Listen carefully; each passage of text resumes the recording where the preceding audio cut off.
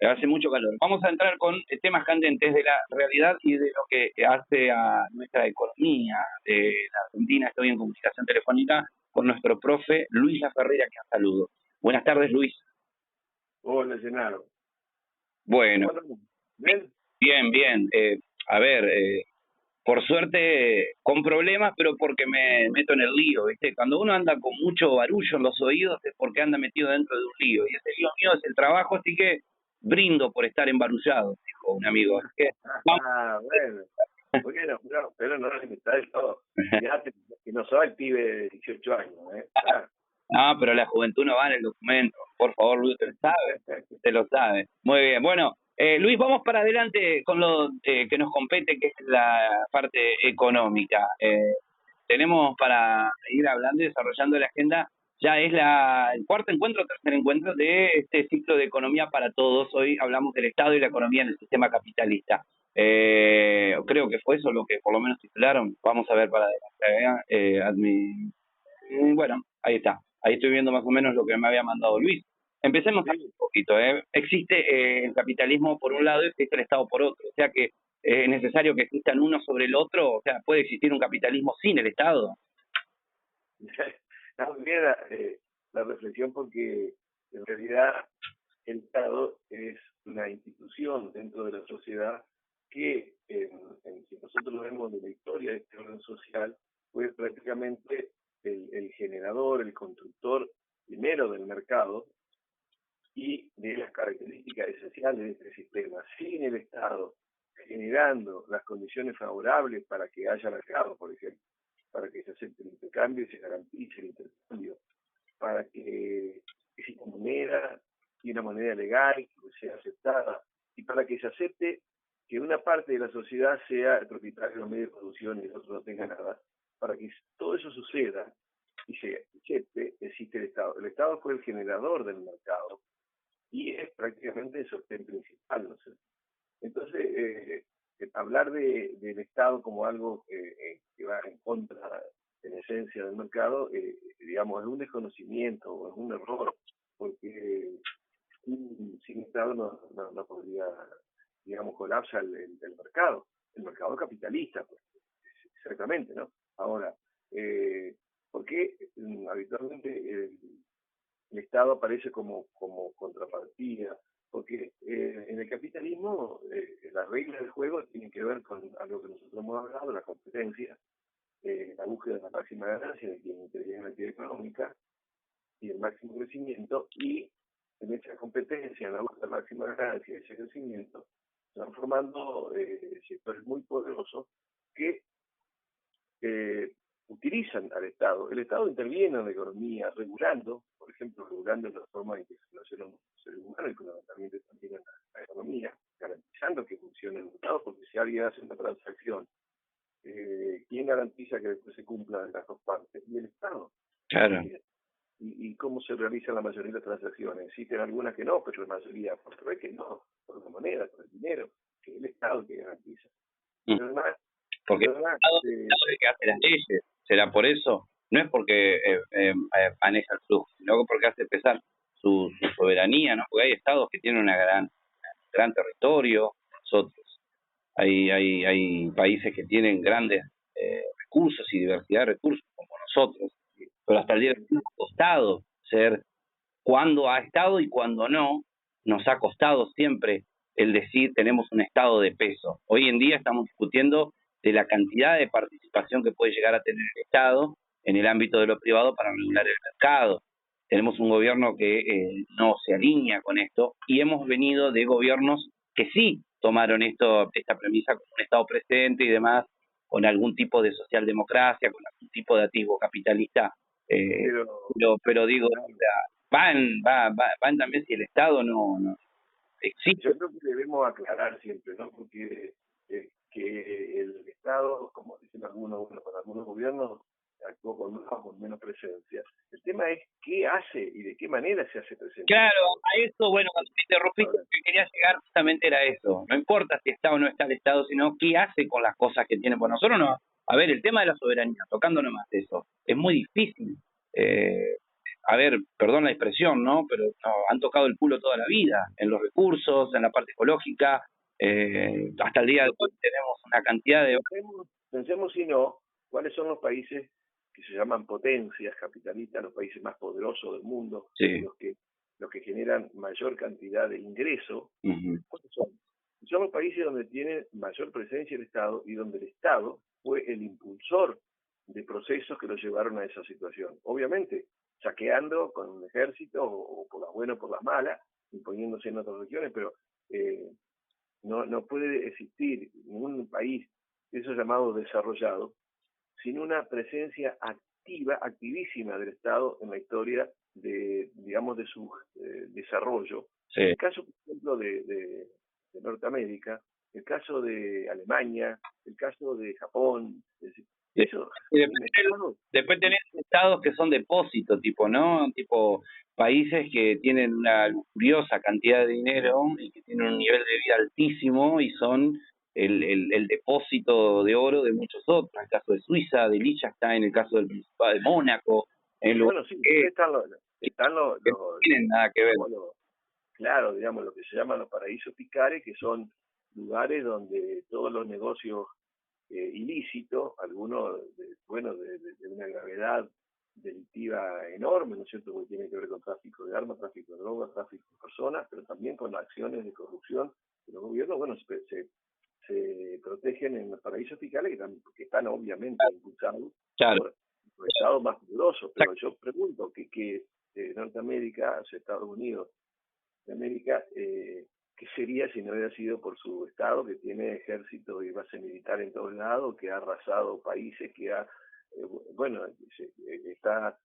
tiene el 5% de la población mundial y consume el 25% de los recursos del planeta? O sea, lo hace con un Estado muy presente, un Estado que favorece a una élite que se ha apoderado del mundo, ¿no es cierto? Acá mismo, como vos decís recién, se lo citaste, vamos a bajar más cerca a la Argentina.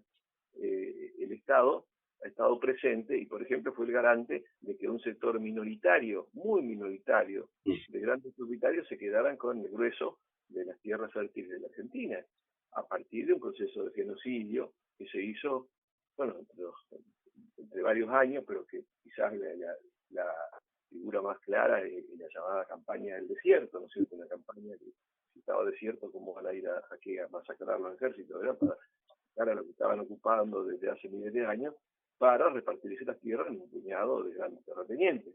Ahora, sin Estado eso no existiría. El Estado acá fue fundamental para que nosotros necesitamos como nación, y hoy el Estado está muy presente, porque ¿quién es el que está garantizando el pago de la deuda externa, que no es deuda externa en realidad porque fue una estafa, y una estafa no es una deuda, de algo que el pueblo argentino nunca recibió, que ya pagó más de 10 veces, que es fraudulenta, que se investigó y todo? ¿Y quién garantiza que nosotros sigamos pagando con sacrificio, esfuerzo, con desempleo, con caída de salario, con pobreza, a los acreedores, usureros y especuladores? El Estado. ¿Y el Estado en qué está gastando hoy? Achicó el gasto público, pero achicó el gasto público en darle a la provincia lo que le corresponde, en darle a los maestros lo que le corresponde, en aportar para el transporte. Achicó todo eso, pero aumentó todo lo que es pago a los acreedores, transferencia de subsidios a las grandes corporaciones, y el Estado no recibe todas las obras que se hacen para explotación y transporte, por ejemplo, de gas y petróleo, y toda la infraestructura para vaca muerta, la hace el Estado, que en definitiva la saca la plata de todos nosotros, pero es para que ganen después las empresas petroleras privadas. Es decir, que están viviendo el Estado. Inclusive más, acá hubo un presidente, no hace mucho, hace 2 gestiones, que decía que había que terminar con la grasita del Estado, como que la grasa eran los trabajadores, los empleados públicos. Y resulta que pertenecía a un grupo económico que se enriqueció con la dictadura haciendo negocio con el Estado. Bueno, la pregunta... Por eso digo, depende que si es más Estado o menos Estado, no es así. Es decir, ¿qué debe hacer el Estado y qué está haciendo? Bien, hablamos también de un Estado garante de los negocios y que usa este dinero. Entonces entra esta parte que es una cuestión característica del capitalismo, ¿no? Lujo de justamente eso, de riqueza, de dinero. ¿Por qué habitualmente aparecen como enfrentados entonces el Estado contra el capitalismo o contra el mercado? Parece a veces, pero de manera distorsionada, porque cuando se dan procesos donde hay posibilidad por lo menos de incidir desde la sociedad a través de algunos mecanismos democráticos para que el Estado tome alguna medida paliativa frente al poder de los más poderosos, entonces obviamente que los únicos que pueden hacerle frente al Estado son los ciudadanos organizados, perdón, a los grandes capitales, a las grandes concentraciones, es el Estado, pero un Estado que gobierne y que defienda a los intereses de las mayorías. Entonces, eso siempre es un peligro para el poder, porque el poder quiere el Estado, pero lo quiere sometido para ello. Y si hay un Estado que de pronto puede poner alguna traba, entonces empieza toda la cantinela. Bueno, el Estado tiene que desaparecer. Pero no plantea la desaparición, no son sonsos, tiene que desaparecer. ¿Qué es lo que dice este gobierno, ¿no es cierto? Que el Estado tiene que desaparecer. Pero el Estado lo usa para enriquecerse él y todos sus socios, para hacer negocios multimillonarios que hoy, bueno, ayer debieron suspender la licitación de Hidrovía porque era un negocio espeluznante de la corrupción que tenía dentro, y hasta un organismo público hizo una presentación de la cantidad de irregularidades que tenía esa licitación para entregar el río, nada más y nada menos que el río Paraná, a una empresa extranjera que se iba a quedar con el grueso de la torta, que significa la vía principal donde sale el 80% de nuestras exportaciones. Y el Estado que hace eso, es decir, el que decía que iba a terminar con el Estado, lo que hacía es usar al Estado para enriquecer a unos pocos amigos. En realidad el empleado, el empleaducho. Es un problema grave la regulación y la administración, la gestión de la obra pública, históricamente hablando en Argentina, porque cuando el gobierno que estuvo presente con el Estado aprovechó, terciarizó, hizo propiedades ilícitas, contratos ilícitos entre mismos empresas terciarizadas que eran parientas o que estaban a nombre por un pariente, pero el dueño era alguien que pertenecía al Estado activamente. El problema acá es la corrupción, digamos. Sí, el problema, este es el problema que existe en el capitalismo, que los sectores económicos son poderosos y ese poder lo usan en el mercado frente a sus competidores, pero lo usan ante el Estado para recibir beneficios del Estado. Y cuando hay muy poca democracia, transparencia en la gestión pública, bueno, es cuando más fácil entran todos aquellos que pagan porque el Estado se ponga a su servicio. Y hoy por hoy el sistema político, el sistema partidocrático, se ha organizado de manera tal que quienes llegan a cargos importantes a nivel nacional, inclusive a nivel de una provincia, tienen que tener un respaldo financiero muy fuerte, espalda financiera que se la dan las corporaciones o se la dan los negocios ilícitos. Bueno, llegas a tienes que devolver todo ese respaldo que te dieron y ahí exactamente. En algún punto es así, yo igual creo y veo y he trabajado para grandes empresas, pero que son las menos y que como todo, lo que tiene mayor peso cae más fuerte y rompe todo más fácil, digamos. En algún punto. Por eso le decía, el tema de la obra pública, que haya poca inversión, que se haya parado, no es distinto al problema de cuando estaba activa en 2010, 11, 12, en la época del kirchnerismo, con tantas asociaciones ilícitas que robaron tanta plata y que hay gente, antes lo decía capaz que un tipo cualquiera que se juntaba delante de la radio, micrófono, en una tele enojado, estos son todos unos ladrones, no, ahora lo dice la justicia, eso está en la justicia, no lo digo yo nomás. Ha sido siempre un problema la gestión y la administración de la obra pública porque es un lugar donde se maneja mucha plata, donde se hacen tratos millonarios, multimillonarios, y siempre termina perdiendo el pueblo, porque el pueblo vota con confianza. La única moneda y valor que tiene el pueblo para una economía y un país es el valor de la humanidad en la confianza que pone, porque después todo el otro manejo de valor y riqueza lo hace el político, lo hace la administración. Todo lo que es confianza y voto se traduce en un número luego para un país que dice, bueno, ¿qué hacemos con esto? Tenemos 400 pesos. Está la cerveza todo el año, 3,99. Después nos queda un peso para tirar 12 meses. Bueno, dale, total de algún lado va a salir.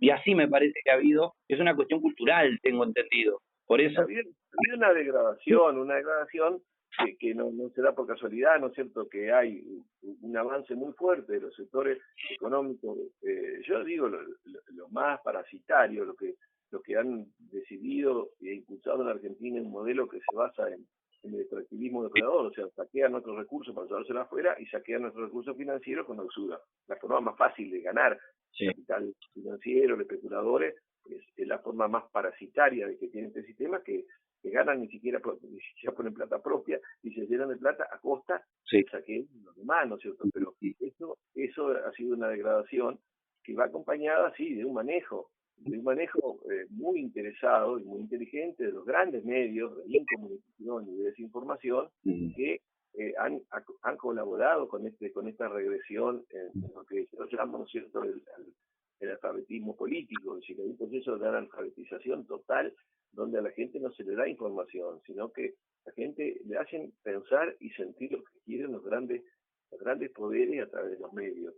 Y eso eso hay que combatirlo, es decir, tenemos que darle mucha información y tenemos que lograr que la gente se preocupe, como vos decís, que se preocupe realmente con la realidad, pero que no se coman los versos de los grandes medios, porque los grandes medios lo manejan aquellos que no han hecho los grandes versos, bueno, de que hay que hacer un sacrificio para salir adelante, pero el sacrificio lo hacen siempre los que no tienen, ¿no? Estaba viendo también, hablando de esto esto que usted dice y toma y toca el tema de poder informar, pero tener también herramientas dentro de todo, de las que uno puede llegar a tener, de las que emanan del espíritu de cada persona o de las que uno puede adquirir intelectualmente o estudiando.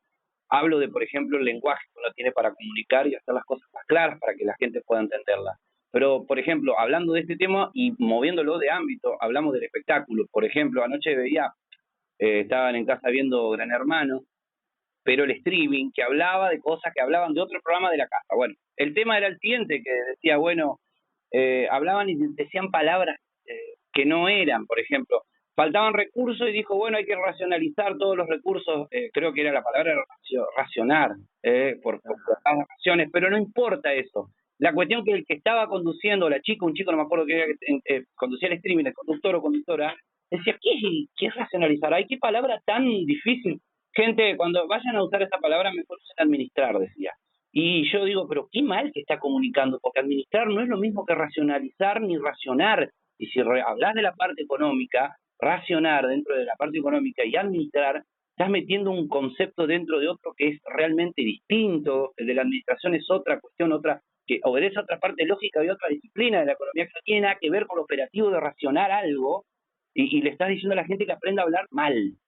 Ni siquiera en el espectáculo, que vos decís, vamos a lo más llano, por ahí forma parte del ocio. Y yo a veces escucho economistas que cuentan también cosas. Yo no entiendo mucho tampoco de manejo de corporaciones internacionales, pero veo a cada tipo que ha fundido cada empresa, que se sienta delante de 2 o 3 cámaras a hablar con la panza inflada porque le dieron un sobre abajo y como que nadie sabe el moco que se mandó, dejó 400 familias en la calle, fundió 3 o 4 empresas y dice, y bueno, viste pibe, esto es así, dice, se tira para atrás como que se la sabe toda. Entonces me parece que también hay que ver desde los medios de comunicación una tirada de oreja, esto que estamos hablando con Luis, para que también te deje de opinar, porque suponiendo y opinando de muchos temas no se va a hacer nada. Lo mejor que puede llegar a salir de esto es hablando con propiedad, hablando con el uso de razón, con lo que tenemos, y no con un sentido común, porque Dios quiera nunca jamás se guíe la gente con el sentido común, porque esto sería un caos. El sentido común cambia para todos, por los zapatos y los tamaños de cada parte del cuerpo.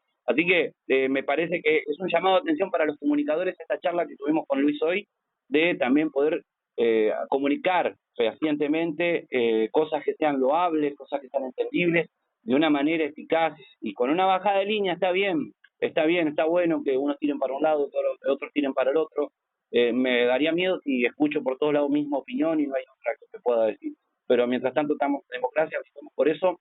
Y para la próxima semana vamos a quedar con política fiscal y para ver qué formas de política económica también más adelante en la próxima charla, Luis. Así que yo creo que va a ser importante, sí, Genaro, que hablemos de eso, porque justamente una de las cosas que más pregona este gobierno es el famoso éxito en términos de política fiscal, y yo creo que ahí lo tenemos que ver. Si el rol de un Estado es eliminar el déficit, hay que ver cómo, ¿no es cierto?, en qué gasta y de dónde sacan los recursos. Así que con todo gusto nos seguimos la semana que viene. Un abrazo muy grande, Luis, para vos y toda tu familia. Luis Ferrier estuvo así con nosotros en La Tarde Tiene Vida, 17:30.